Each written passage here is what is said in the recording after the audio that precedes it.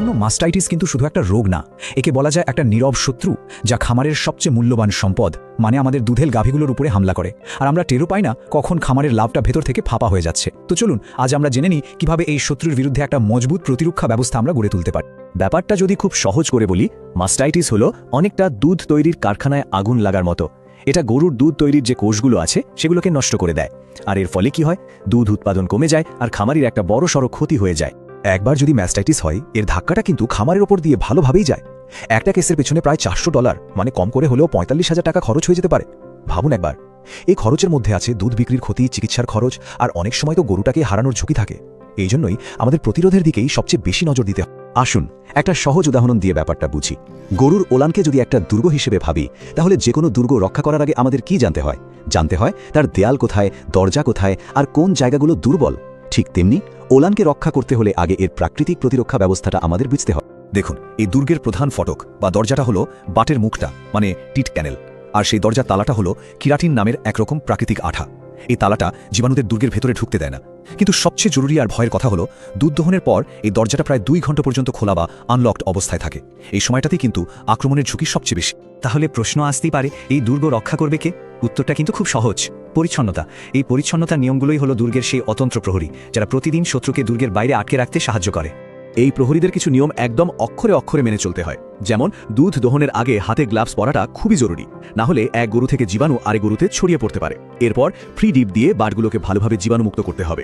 তারপর প্রথম কয়েক ফোঁটা দুধ ফেলে দেখে নিতে হবে দুধটা স্বাভাবিক আছে কিনা, এতে দুধ নামতেও সুবিধা হয়। আর সব শেষে প্রত্যেকটা গরুর জন্য আলাদা পরিষ্কার কাপড় দিয়ে বাটগুলো, বিশেষ করে বাটের মুখটা ভালো করে মুছে একদম শুকনো করে নিতে হবে। দুধ দহন শেষ হলেই কিন্তু কাজ শেষ নয়। মনে আছে তো সেই খোলা দরজার কথা?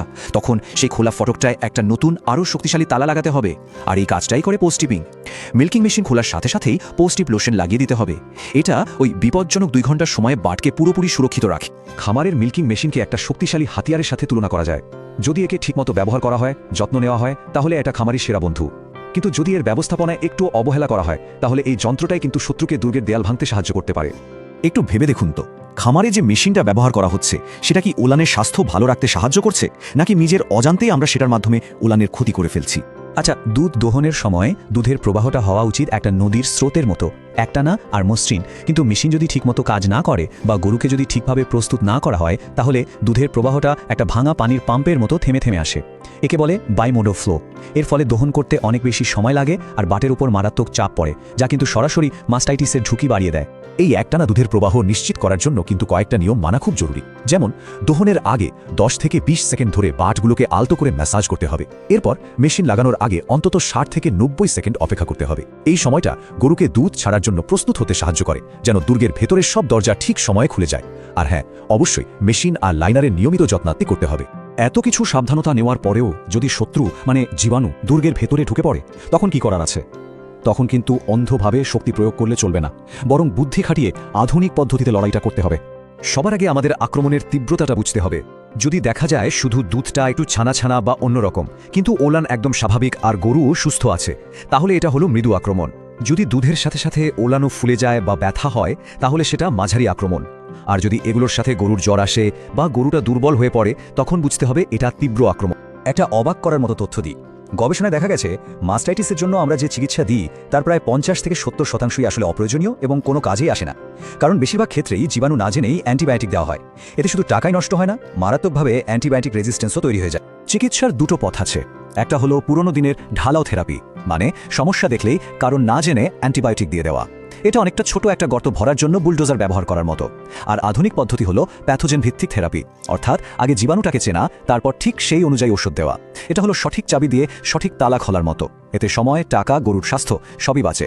তাহলে স্মার্ট যুদ্ধ পরিকল্পনাটা কি হবে? প্রথমত মাস্টাইটিস শনাক্ত করতে হবে। দ্বিতীয়ত কালচারের জন্য দুধের নমুনা সংগ্রহ করে ল্যাবে পাঠাতে হবে। তৃতীয় এবং সবচেয়ে গুরুত্বপূর্ণ ধাপ হলো, যদি আক্রমণ মৃদু বা মাঝারি হয়, তাহলে রিপোর্ট আসার জন্য অন্তত 24 ঘন্টা অপেক্ষা করতে হবে। কোনো অ্যান্টিবায়োটিক দেওয়া যাবে না। এরপর রিপোর্টে যদি এমন কোনো জীবাণু পাওয়া যায় যা চিকিৎসা করা সম্ভব, শুধুমাত্র তখনই সঠিক অ্যান্টিবায়োটিকটা দিতে হবে। এই সহজ পদ্ধতিটা মানলে অপ্রয়োজনীয় ওষুধের ব্যবহার 60%-এরও বেশি কমানো সম্ভব। সবশেষে একটা কথাই মনে রাখতে হবে, সুস্থ ওলানই একটা লাভজনক খামারের মূল ভিত্তি। আর এই সুস্থতা নিশ্চিত করার জ্ঞান এবং পদ্ধতি দুটোই এখন আমাদের জানা। সঠিক সময়ে সঠিক সিদ্ধান্ত নেওয়ার ক্ষমতা কিন্তু আমাদেরই হাতে।